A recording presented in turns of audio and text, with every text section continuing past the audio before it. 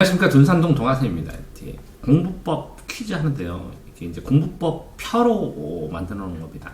근데 이제 키워드에서요, 2등급을 극복하기 위한 키워드는 뭘까요? 2등급을 극복하기 위해서 2등급에서 1등급으로 넘어가는 키워드는 뭘까요? 전체적으로 이제 등급별마다 공부법이 다른데 이 표를 통해서 살펴보면서 설명을 드리도록 하겠습니다. 자, 키워드에서 화두인데요. 고민해 봐야 될 것들.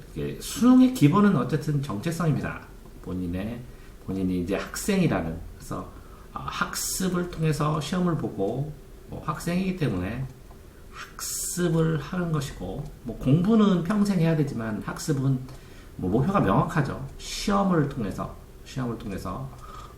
그 등위를 체크를 하는 건데, 이런 단계별로, 등급별로 보시면 9등급은 일단은 안정돼야 됩니다. 생활이 안정되거나, 심리가 안정되거나, 학교 다니는 게 안정되거나, 이렇게 해야 이제 9등급을 맞는 거고, 그 다음에 이제 8등급을 보면, 실제적으로, 일정 부분 어떤 것이든, 하나든 뭔가를 해봐서, 영수를 고정 학습을 하던, 어떤 수업을 하던, 어떤 공부를 하던, 성공을 경험을 한두 개는 해야 되고, 그래서 이제 7등급이 되면 이제 공부할 양이 많다라는 걸 알고 의지를 가지고 속도를 가지고 해나가고, 이렇게 이제 교과 분배나 이런 것들을 보면 빨리빨리 체크를 해가면서 빨리빨리 해야 된다는 거죠. 그러면 이제 6등급이 돌아가면, 6등급이 되면 이 자습서, 평가 문제집, 과목, 학원 이렇게 하면서 이 단계별로 성장해야겠다는 생각을 해야 되고요. 그 다음에는 이제 5등급은 이게 이 단계별로 가지만 이게 공부 자체가 아니라 이게 시험 공부가 뭔지를 어느 정도 알아야 되고, 그걸 위해서 인강도 듣고 여러 가지 학습을 하게 되는데, 그런 상황에서 이제 유형을 파악하게 되면 이제 교재를 제대로 이제 보기 시작한다는 거죠. 그래서 기본 개념이 있고, 이렇게 유형이 나누어진 것들, 왜 유형이 나누어지고, 이런 유형들이 시험 문제와 연관성이 있다는 걸 알게 되면, 그러면 이제 일정 부분 양을 늘리면 저절로 이제 질적 변환이 오기 시작하죠. 양을 피크까지 늘리면. 그러면 3등급이 되면, 그 다음에 이제 정답은 실수입니다.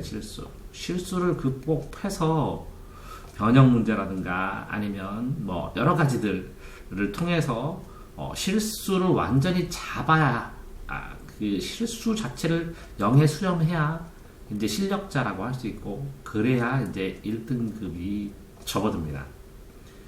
그래서 1등급이 접어들면 나중에 이제 이 1등급에서 이제 고급 난이도 문제, 다른 문제집들을 보면서 고급 난이도 문제들 보고, 그 다음에 이제 한계를 돌파를 하면서 도끼를 가지고 꾸준하게 이제 참아내고, 그래서 이제 만점을 위해서 이제 거의 해탈의 경지에 이르는 멘탈 관리를 하게 되면 거의 만점 수준에 도달합니다.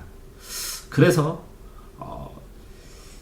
2등급에서 1등급 가는 문제는 이제 실수입니다. 이제 실수를 본인의 이렇게 실수들을 다 이렇게 그냥 실수했다 이렇게 하지 말고, 굉장히 디테일하게 실수의 상황들을 정리한 다음에 요 하나하나에 본인의 개선책을 이렇게 써보고, 그런 실수의 유형들, 그 유형들의 개선책을 다 해보고, 그 다음에 요것과 요것은 같은 원리구나, 요것과 요것은 세 개는 같은 원리구나 해서 본인이 이 개선법들의 공통점을 찾아서 이거를 계속 기록해 놓고 신경을 써줘서, 이런 문제는 이렇게 실수했는데 앞으로 이렇게 해야 돼, 이런 식으로라도 계속 실수 리스트를 정리해서 실수 노트를 써서 그걸 벗어나지 않으면, 실수를 극복하지 않으면, 공부를 해놔도 실수를 해버리면 그렇죠?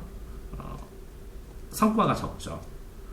어떤 유명한 투수도 실수로 던져가지고 실투 때문에 패배를 하지, 실력 자체가 떨어지는 건 아니거든요.